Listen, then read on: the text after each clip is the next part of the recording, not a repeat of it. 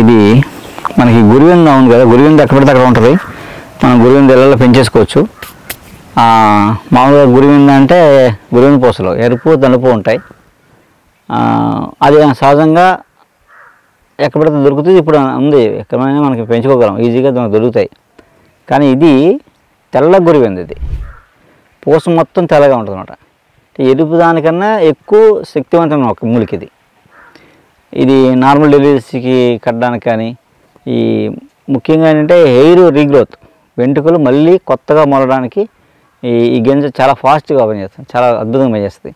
ఈ ఆకులు నూనెలో వేసి మరిగించి, ఏం లేదు ఒక 1/2 కిలో నూనె, ఒక 50 గ్రాములు ఈ ఆకులు వేసి మరగబెట్టి ఆయిల్ బాగా రుద్దితే కొత్త వెంట్రుకలు వచ్చేస్తాయి. ఊడిపోయిన చోటల్లా అన్ని వెంట్రుకలు వస్తాయి. మళ్ళీ రీగ్రోత్ మనకి 60-70 ఏళ్ళైనా మళ్ళీ వెంట్రుకలు వచ్చే అవకాశం ఉంటుంది అన్నమాట. అలా హెయిర్ ఫాల్ కంట్రోల్ అవుద్ది, హెయిర్ రీగ్రోత్కి చాలా అద్భుతమైన మొక్క అనమాట. ఇది మీరు ఇళ్ళలో వేసుకోవచ్చు. మీ అపార్ట్మెంట్లో ఉన్నా సరే ఒక కుండీలో పెట్టేస్తే గ్రిల్కి ఎక్కేస్తామన్నమాట. చాలా బాగుంది, అందంగా ఉంటుంది. అలా ఇది వాడుకోవచ్చు. గింజలు మాత్రం మామూలుగా గురిగింజ గింజ ఏదైనా పాయిజన్, గింజ తినకూడదు, గింజ నోట్లో మింగకూడదు, విషం అన్నమాట. ఆకు తినచ్చు, ఆకు తీయగా ఉంటుంది, ఆకు ఏమీ విషం కాదు. అని గింజ జాగ్రత్తగా ఉండాలి. గింజ కూడా అరగదీసి రాస్తే కొత్త వెంట్రుకలు వచ్చేస్తాయి, హెయిర్ ఫాల్ అయితే కంట్రోల్ అవుతుంది. అలాగే దీని వేరు మొలక కడితే నార్మల్ డెలివరీ అయిపోతుంది. అలాగే మనకి విట్లిగో అంటే బొల్లి మచ్చలు అంటాం, తెల్ల మచ్చలు అంటాం, దానికి గురివింద గింజ అరగదీసి ఆ పేస్ట్ రాస్తే ఇది అవుతుంది. అలా అన్నమాట. అలా ఏంటంటే ఈ గురివింద ఇది తెల్లది. ఇది ఇక్కడ మాకు ఎక్కడంటే చికెన్ సెంటర్ దగ్గర బౌల్డ్ ఉండేవి ఈ ఫారెస్ట్లో, ఇప్పుడు ఎక్కడా కనపట్లేదు. ఇవి కూడా అలాగే ఎవరో పట్టుకుని మొత్తం మీద 1 సంవత్సరం పాటు వెంటాడితే ఒక అతను పట్టుకొచ్చి ఇచ్చాడు. విత్తనాలు ఎన్ని కొద్దిగా ఇన్ని పట్టుకొస్తే నాకు భయం కొద్ది ఏం చేశానంటే ఎన్నో 50 గింజలన్నీ ఇచ్చాను. వాళ్ళకి ఎంతైనా 50-25 15 గింజలు ఇచ్చా, 15 గింజలు ఇచ్చాను. 15 వేసారు, 15 మొక్కలు వచ్చాయి. సరే లక్కీ అనమాట. మిగతా ఇంకో ఉన్నాయి, 100 ఉంటాయి. అవి కూడా ఇక్కడ వేసి ఏం చేస్తామంటే ఈ సంవత్సరం అంతా వీటిని ఇక్కడ ఈ కట్టవల్లో ఎక్కించేస్తాం, చెట్లకి ఎక్కేసి ఈ సంవత్సరం పెరిగిపోతాయి. నెక్స్ట్ ఈ ఇయర్లోనే కాయలు వస్తాయి శుభ్రంగా. ఆ కాయల నుంచి గింజలు వస్తాయి. మనకు అప్పుడు ఈ 50 మొక్కలు 100 మొక్కలు ఉన్నాయనుకోండి, మనకు ఒక 50,000 మొక్కలు వస్తాయి. నెక్స్ట్ ఇయర్కి మనం ఈరోజు 50 మొక్కలు చేసాం కదా, నెక్స్ట్ ఇయర్కి 50,000 మొక్కలు చేస్తాం. అంటే నెక్స్ట్ ఇయర్ అందరికీ మనం తెలుగు అందరిలో వేసుకుంది. కానీ చాలా అందంగా ఉంటుంది. పాదు కూడా ఎప్పుడుకి ఎలా గ్రీన్గా ఉంటుంది, మంచి ఫ్లవరింగ్ బాగుంటుంది, చాలా బాగుంటుంది. ఒక ప్రికాషన్ ఏంటంటే గింజ తినకూడదని చెప్పాలంతే. అది ఓకే. అలా మనం తెల్లగురివింద అంటే ఈ మొక్క ఇప్పుడే మనం చేసేసుకుందాం అనుకుంటారు. ఇప్పుడే మనం చేసుకుంటే మనతో అయిపోద్ది.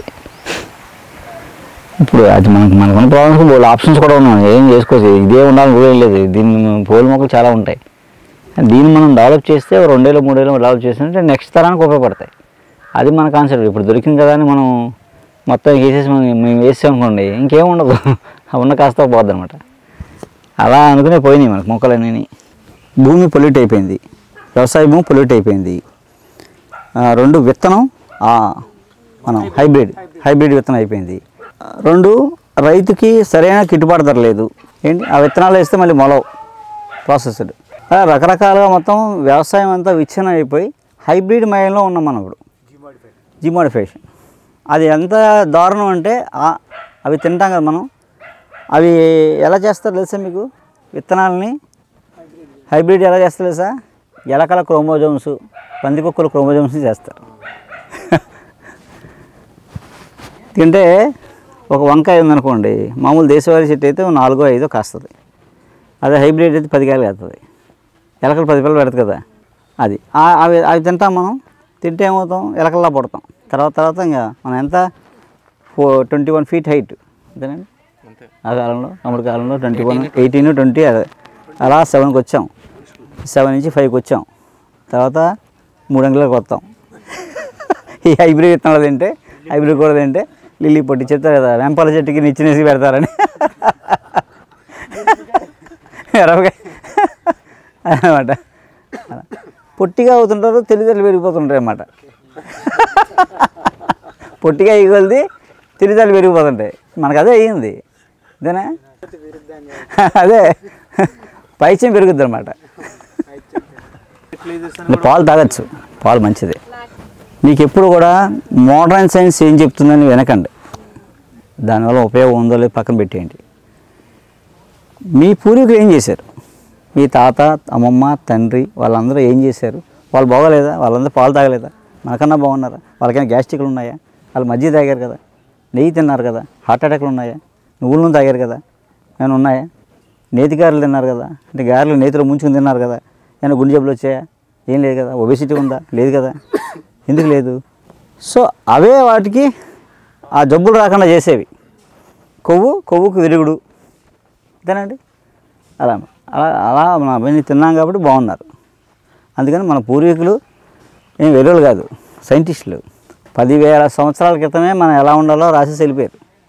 మనకి ఎలా జీవించాలో నేర్పేశారు. ఎప్పుడు లేగాలి, ఎప్పుడు తినాలి, ఎప్పుడు వండుకోవాలి, ఏం తినాలి, ఎలా వండుకోవాలి అని చెప్పేశారు.